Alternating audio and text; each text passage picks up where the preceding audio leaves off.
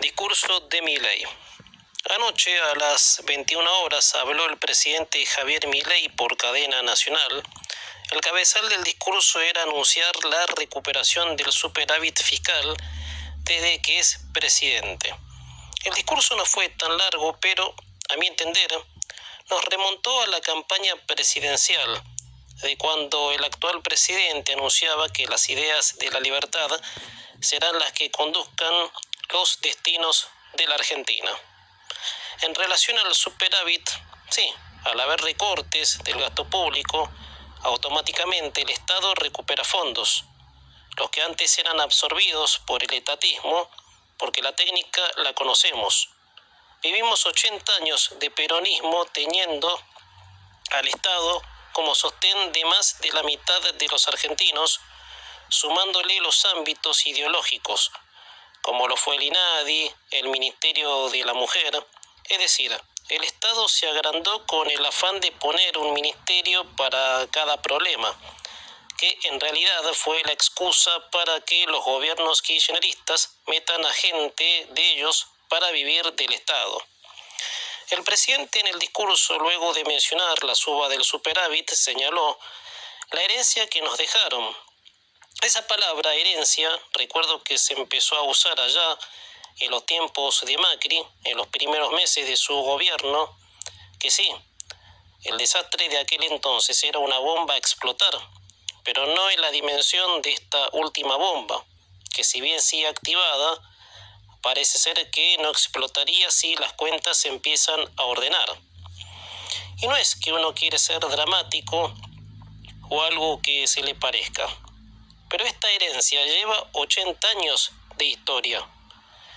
Lo que vengo sosteniendo, si me apuran más, desde la Confederación de la Argentina en mayo de 1810.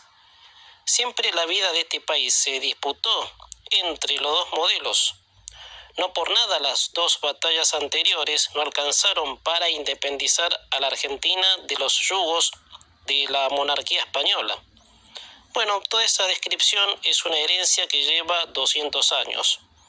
Milei también dijo: encontramos un país quebrado a punto de una hiperinflación. A lo que el presidente señaló que la gravedad de esta vez fue mucho peor que en el 89 con Alfonsín. Bueno, en ese sentido ya estábamos en una hiperinflación de lapso prolongado. No sé si ustedes recuerdan, allá por el año 2022, que la desmedida suba del dólar terminó de desestabilizar el mercado y la producción. Ejemplo, había comercios que no abrían sus persianas hasta ver qué ocurría con el dólar. Dato de junio-julio del 2022. Desde ahí es que estamos en una hiperinflación. Y bueno, lo vengo sosteniendo en estos días sobre si la inflación baja o no, a lo que el presidente volvió a nombrar el corte de la emisión monetaria. ¿Qué es lo que genera la inflación? Sí, efectivamente, al bajar el desmedido gasto, la emisión se corta, porque lógico, para soportar el gasto que teníamos no alcanzaba con los recursos genuinos, había que emitir, pero todo eso llevaría un tiempo para acomodarse. Se dejó de emitir, es cierto, pero la carralada de papeles emitidos quedó en circulación y no se emitieron pocos billetes. En los 2 últimos años de gobierno de Alberto Fernández mandaban a emitir billetes en otro país, porque la maquinita de emitir de acá no daba abasto. Dijo el presidente también: no es casualidad que la inflación se esté desplomando. Queda mucho camino por andar. Bueno, yo opto de que el camino por andar es mucho.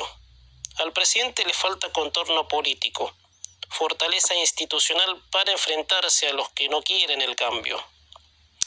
Desde mi lugar vi un discurso de campaña, como lo expresé más arriba, a lo que no diría que está mal, sino que diría de que Milei debe poner en funcionamiento su modelo ya. Los sacudones de la herencia lo estamos pagando.